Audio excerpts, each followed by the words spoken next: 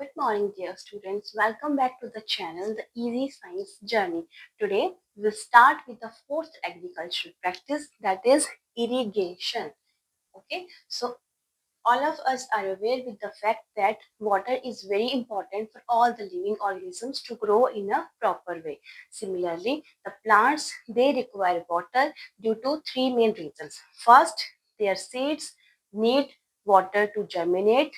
Fine, all the nutrients. Second one is all the nutrients they are first dissolved in water and then supplied through the roots to different parts of plant. Third one, water helps to protect the plant from adverse opposite environmental conditions like hot weather and cold weather. ठीक है, so three reasons हो गए कि why water is essential for plants. ये तीन reason आपने समझ लिए to grow in a better way. Okay, so there is a need to supply water to the crop plants at regular intervals. एक निश्चित समय में एक निश्चित समय के अंतराल के बाद वाटर सप्लाई जरूरी है क्रॉप प्लांट्स को so that they can grow in a better way and this process is known as irrigation. इस प्रोसेस को बोलते हैं irrigation, सिंचाई करना. एक निश्चित अंतराल के बाद एक निश्चित टाइम गैप के बाद we have to supply water to the fields, crop fields for their better growth and this process of supply of water to the crop plant at regular intervals to ensure a better growth of plant is known as irrigation. Plants contain 90% of water, so you can think how important the water is to the plants, right? Now the irrigation that depends on three main factors. First one is type of soil. Okay, type of soil में आएगा जो मिट्टी के अलग अलग type है उनकी जो वाटर होल्डिंग कैपेसिटी है उस पर डिपेंड करता है इरिगेशन. फॉर एग्जांपल जो रेतीली मिट्टी है, जो सैंडी सॉइल है, वो वाटर को लॉन्ग टर्म के लिए होल्ड नहीं कर पाती, तो उनको और जल्दी जल्दी इरिगेशन की जरूरत होती है. ठीक है, सेकेंड वन आता है आपका climatic condition, temperature is hot or cold. ठीक है, season means season. Third one, first one is type of soil, second one आएगा आपका सीजन, थर्ड वन आता है क्रॉप इटसेल्फ. ठीक है, रबी की क्रॉप्स, खरीफ की क्रॉप्स आपने पढ़ रखी है. खरीफ की क्रॉप को ज्यादा वाटर चाहिए ग्रो करने के लिए as compare to rabi crops. Okay, so next coming to the उसके बाद सोर्स ऑफ इरिगेशन से पहले आएगा कि जो बूजो है वो बेचारा उदास है. उसने सोचा कि पिछली बार जो उसने प्लांट्स लगाए थे समर में वो जल्दी सूख गए थे, अब वो समर सीजन में जो प्लांट्स ग्रो करेगा उनको रेगुलर वाटर करेगा ताकि वो सूखे ना. ठीक है, तो इसका मतलब ये हुआ कि जो समर सीजन में जो हॉट क्लाइमेट कंडीशन में हम प्लांट्स को लगाते हैं उनको इरिगेशन को एक्स्ट्रा वाटर चाहिए होता है, क्योंकि जब जो गर्मी है वो अपने पीक पे होती है उस टाइम पे इवेपोरेशन, जो पानी का भाप बनकर उड़ना, जो जिसको हम इवेपोरेशन कहते हैं, तो इवेपोरेशन का प्रोसेस बहुत फास्ट होता है और जो सॉइल है, मिट्टी है या फिर जो लीव्स हैं प्लांट के, उनसे वाटर इजीली इवेपोरेट हो जाता है विद द हाई स्पीड. ठीक है, तो जो समर में प्लांट्स ग्रो करते हैं we need a special care of them due the terms of the watering condition. Fine, then coming to the source of irrigation. Irrigation के सोर्स हम बचपन से जो सबसे कॉमन सोर्स हमने पढ़ रखे हैं, river, pond, lake. River, pond, lake ये हम पढ़ते ही आ रहे हैं स्टार्टिंग से. ठीक है, तो रिवर, पॉन्ड और लेक के साथ ऐड कर लीजिए वेल्स को. वेल्स के साथ आएगा tubewell, then canals, okay, and dams etcetera. So ये तो सोर्सेज ऑफ इरिगेशन है, यहाँ से हमें पानी मिलता है. अब नेक्स्ट है जो पानी है वो इन सोर्स से हमें लिफ्ट करना है, कैरी करना है कहाँ पे, जहाँ पे हमारा फील्ड है, जहाँ पे हमने क्रॉप को ग्रो करा हुआ है. ओके, सो उसके लिए हमें फॉलो करने पड़ेंगे methods. we have to follow some methods now to lift the water from the source to field. So उसके लिए हमारे पास आते हैं, there are two main methods of irrigation. First one is traditional method, next one is the modern method. irrigation topic को आपको अच्छे से understand करना है क्योंकि इसका आपके एक्सरसाइज में क्वेश्चन है कि irrigation क्या होती है और ऐसी टेक्निक्स के बारे में बताओ irrigation की, ऐसे मेथड्स के बारे में जो वाटर को सेव करती हैं, जिनसे वाटर की जो वेस्टेज है वो कम होती है. ठीक है, तो फर्स्ट वन आता है आपका ट्रेडिशनल ठीक है, ट्रेडिशनल जो पारंपरिक है, ट्रेडिशनल मेथड ऑफ इरिगेशन। तो ट्रेडिशनल मेथड में यूज करते हैं हम ह्यूमन लेबर को या फिर एनिमल्स को। तो ये सस्ता होता है, चीपर होता है, बट ये इसकी जो एफिशिएंसी है ये लेस एफिशिएंट है। ओके, तो इसमें यूज होता है ह्यूमन लेबर एंड एनिमल्स। और इसके एग्जाम्पल हैं आपके 4, आपकी बुक में दिए गए हैं इसके 4 एग्जाम्पल। कौन कौन से हैं, पिक्चर उनकी बनी है, उनको देख लीजिए। द मोट, ये चलता है पुली सिस्टम से, ठीक है। नेक्स्ट एग्जाम्पल है चेन पंप। ओके, चारों की चारों पिक्चर बुक में पेज नंबर 8 पे दी गई है, ठीक है। नेक्स्ट, फर्स्ट बनाया मोट, देन चेन पंप, देन रेहेट जो है लीवर सिस्टम से operated, and one more is ढेकली। ठीक है। सो अलग अलग रीजंस में इन मेथड्स को ट्रेडिशनल मेथड के रूप में यूज करते हैं। मोट which is operated by pulley system, chain pump, रेहेट एंड ढेकली। ओके, सो इसमें क्या करते हैं, पंप की हेल्प से। Pump is use to lift the water and that pump is driven by either solar energy, either electricity or biogas or diesel. Clear? So next topic है, that is sorry, next type है, first one आ गया traditional method. Second जो method है that is modern method. कौन सा method है, number 2, modern method.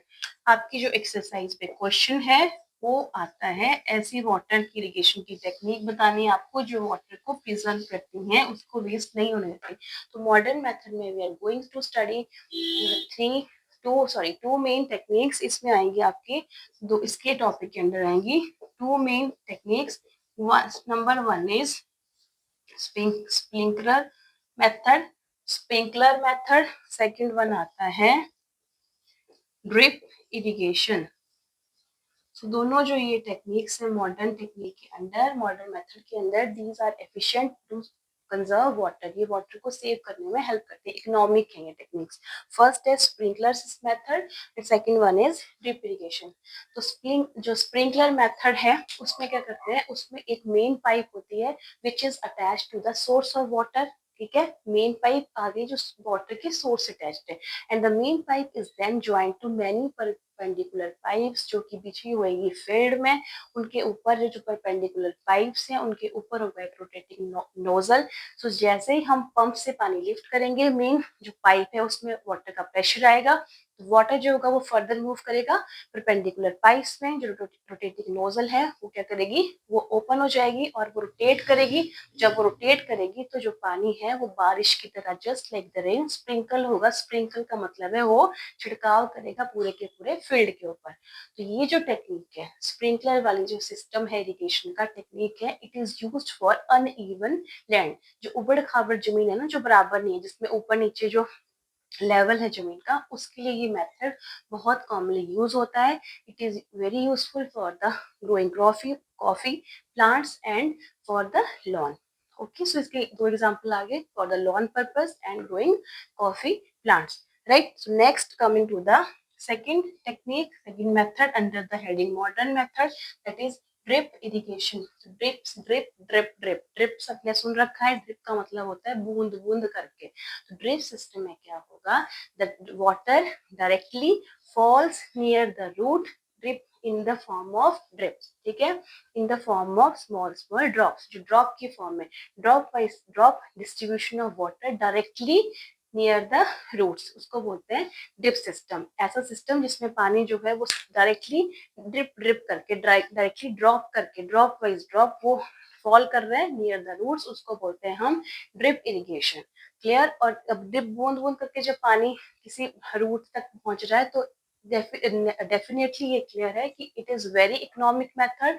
और ये बून है, ये आशीर्वाद है उन एरियाज में जहाँ पे हमें क्रॉप तो ग्रो करनी है बट हमारे पास पानी की बहुत ज्यादा कमी है।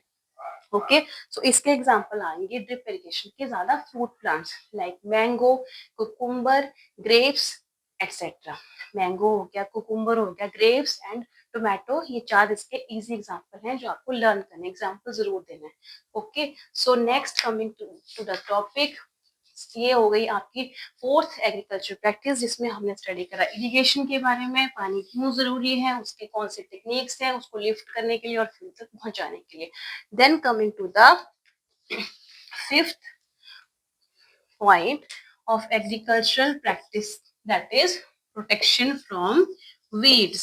ठीक है, प्रोटेक्शन होता है बचाना, प्रोटेक्शन फ्रॉम weeds। अब वो जो पहली एक फील्ड में विजिट करते हैं, ठीक है, वो एक खेत में जाते हैं, वहां वो नोटिस करते हैं कि जो गेहूं की फसल है, जो गेहूं की क्रॉप है ना, वीट की क्रॉप है, उसके साथ में कुछ अनवांटेड प्लांट्स हैं वो ग्रो कर रहे हैं। अनवांटेड मतलब जो हमें नहीं चाहिए, वीट के तो हमें चाहिए, पर साथ में कुछ और प्लांट्स हैं जो ग्रो कर रहे हैं। ठीक है, सो ये जो अनवांटेड प्लांट्स हैं, ये जो अनवांटेड प्लांट्स हैं, these are known as weeds. ठीक है, जो ये हमें नहीं चाहिए, जो प्लांट्स मेन क्रॉप के साथ, इनको बोलते हैं वीड्स। ओके, अब ये वीड्स जो है, these needs to remove, these need to removal, their removal. क्यों इनका रिमूवल जरूरी है? क्योंकि जो वीड्स हैं, ठीक है, एक आपका फील्ड है, उसमें ग्रो कर रहा है आपकी मेन क्रॉप, उसके साथ में ग्रो कर रहा है कोई अनवांटेड प्लांट, तो जो अनवांटेड प्लांट है वो फाइट करेगा मेन क्रॉप के साथ कि मुझे भी खाना चाहिए, मुझे भी पानी चाहिए, उसको भी सनलाइट चाहिए। और किस पे फर्क पड़ेगा? क्रॉप की एल्ड पे। सो इसीलिए हमें जरूरी है कि हम उन वीड्स को, जो मेन फील्ड है, फील्ड क्रॉप, उससे रिमूव करते हैं। सो वीड्स की डेफिनेशन, इसमें फर्स्ट डेफिनेशन आएगी वीड्स की। वीड्स क्या होते हैं? वीड्स को हिंदी में बोलते हैं खरपतवार। ठीक है, तो weeds are the unwanted plant that compete with the main crop plant for food, sunlight and various nutrients, and also affect the yield of crop। Okay, so these needs immediate removal. इनको एक हमें जल्दी से जल्दी remove करना है अपनी field से, ताकि हमारी क्रॉप जो है उस पर इफेक्ट ना पड़े। ओके, तो जो प्रोसेस है देयर देयर रिमूवल, इनको रिमूव करने का जो प्रोसेस है उसको कहते हैं weeding. What we call the process of removal of weeds? Weeding. Fine. और ये प्लांट कोई पर्पसली, जैसे क्वेश्चन है इसमें, क्या इनको किसी पर्पस से ग्रो करते हैं? तो ये अपने आप नेचर में होते हैं, इनको किसी पर्पस से कोई भी ग्रो नहीं करता। तो वीडिंग, वीड की डेफिनेशन क्लियर हो गई। वीडिंग क्लियर हो गया, the process of removal of weed is known as weeding. अब जो फार्मर है, ठीक है, जो फार्मर है वो कैसे वीडिंग करते हैं, कैसे वो खरपतवारों को अपने खेत से हटाते हैं? तो हमने स्टार्टिंग में प्लो और हो के बारे में किया था, वहां पे हमने किया था कि these are use to remove it.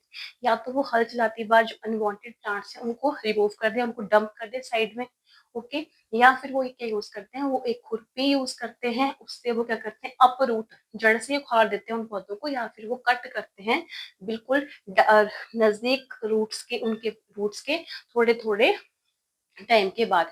But इसमें जो सबसे इम्पोर्टेंट पॉइंट है वो आपको लर्न रखना है कि these needs their removal before their reproductive phase. इससे पहले कि अपने फ्लावर्स बना दें या और ग्रो करें और इनके जो बीज है वो पूरे खेत में फैल के फसल को ही खराब कर दें, इनका जो रिमूवल है वो बहुत जरूरी है।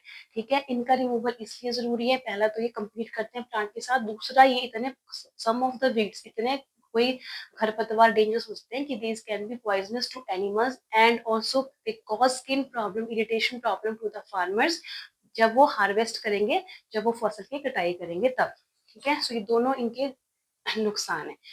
ठीक है, सो इसके बाद हमने स्टडी करना है कि जो वीडिंग है उसको कैसे कैरी आउट करते हैं फार्मर। तो एक तो हमने पॉइंट पढ़ लिया कि या तो वो देसी मैन्युअली करें, तो मैन्युअली वही प्लो से कर लेंगे या फिर खुरपी से कर लेंगे। ठीक है, दूसरा यूज करते हैं वो केमिकल को।